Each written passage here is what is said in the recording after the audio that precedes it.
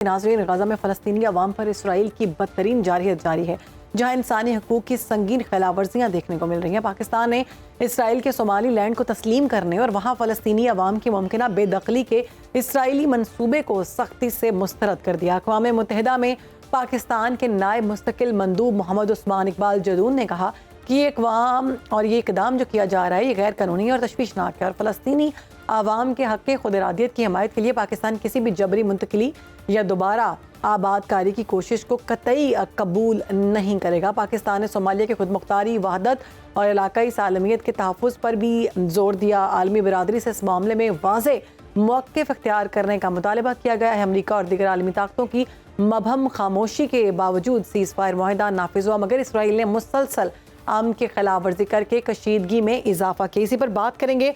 हमें ज्वाइन किया है हमारे गेस्ट साबिक सफ़ीर GR बलोच साहब हमारे साथ मौजूद हैं। बहुत शुक्रिया सर वक्त देने के लिए। गजा में जारी इसराइली जारहियत और इंसानी हकूक़ की संगीन खिलाफ वर्जियों पर हम देख रहे हैं कि आलमी बिरादरी बिल्कुल खामोश है। क्या ये खामोशी एक सोचा समझा सियासी रवैया है या फिर सफारती कमजोरी? शुक्रिया। आई थिंक गजा का जो कज़िया है, अलमिया है, उसका काफ़ी हद तक हमें अंदाज़ा था। और जो एग्रेशन इज़राइल की थी, हत्ता कि जब वो साइन भी हो रहा था पीस एग्रीमेंट, तो भी उसने कहा था नेतन्याहू कि वो किसी तरह से भी टू स्टेट सोल्यूशन को हम एक्सेप्ट नहीं करते। That shows the mindset. अब तो वो बात ही नहीं हो रही। अब तो बात ये हो रही है कि भाई किसी तरह से इनकी जो जिंदगी इन्होंने जीर्ण कर दी है गजा में रहने वाले फलस्तीनियों की, इसराइल और इसराइल के जुल्म ने। और एक दास्तान लिखी गई है, एक ब्लैक चैप्टर लिखा गया है इंसान सोज जो मजालिम ढाए गए हैं फलस्तीनियों के ऊपर। लेकिन अंदाजा था सबको कि ये बंद नहीं होंगे। और आई एंटायरली एग्री विद यू कि ये इस वक्त कुछ ना करना या इजराइल को अपनी मनमानी करने देना सफारती कमजोरी का बहुत बड़ा एक की निशानी है। उसमें खासतौर पर सर फहरिस्त वो लोग हैं, वो कंट्रीज हैं जो कि उन पर लिवरेज भी रखते हैं। मैं यूएस की बात कर रहा हूँ, मैं उन ममालिक की बात कर रहा हूँ, अरब ममालिक की जिनके साथ सफारती ताल्लुकात है। वो चूंकि मुसलमान और अरब मुल्क और दुनिया जो है वो अपना मुकम्मल तौर पे लिवरेज इसराइल के खिलाफ इस्तेमाल करने में नाकाम रही, लिहाजा उनको अब वो शय मिली हुई है कि they can get away with any murders, any number of murders that they want.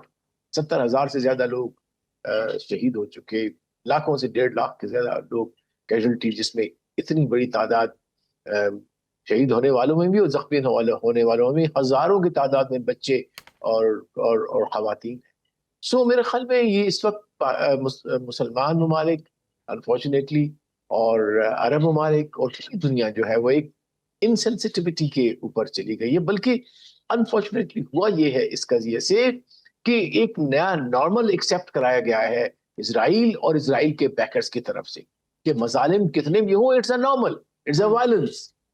और बल्कि वो तो खैर अपनी बड़ी डिटेल से कहते रहे कि कहते रहे हैं कि Israel has the right of self defence. जी हाँ। सो वो मेरे ख्याल है अब बहुत ये अब ऐसी कहानी हो चुकी है जिसमें माँ सिवाय आंसू बहाने के, दिल दुखाने के, कुछ उम्मीद जो बनी हुई थी इस पीस प्लान से, वो भी धीमे पड़ती चली जा रही। जी ठीक। अब हम बात करेंगे जो आज मामला चल रहा है कि रूस की जानिब से यूक्रेन पर सदर पुतिन की रिहाइशगाह पर 91 ड्रोन्स से हमले का इल्ज़ाम सामने आया है। आप इस कार्रवाई को खत्ते में ताकत के तवाज़ुन के तनाजुर में कैसे देख रहे हैं और आप क्या समझते हैं कि ये जो इकदाम किया जा रहा है ये दुरुस्त है?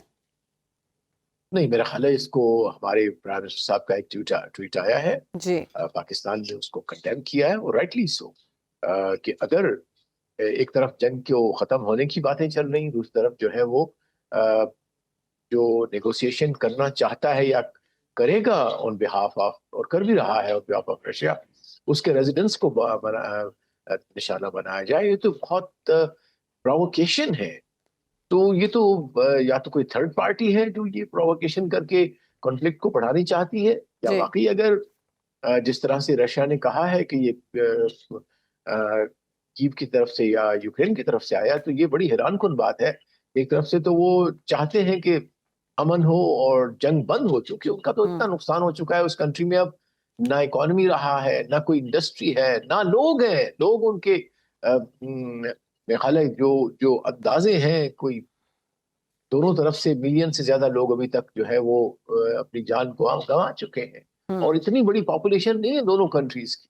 सो मैं समझता हूँ, और उनका इंफ्रास्ट्रक्चर जीरो है, कोई बिजली का इंतजाम नहीं है, सड़कें टूट टूट टूट चुकी हैं, ब्रिजेस खत्म हो चुकी हैं, खेत खत्म हो चुके हैं।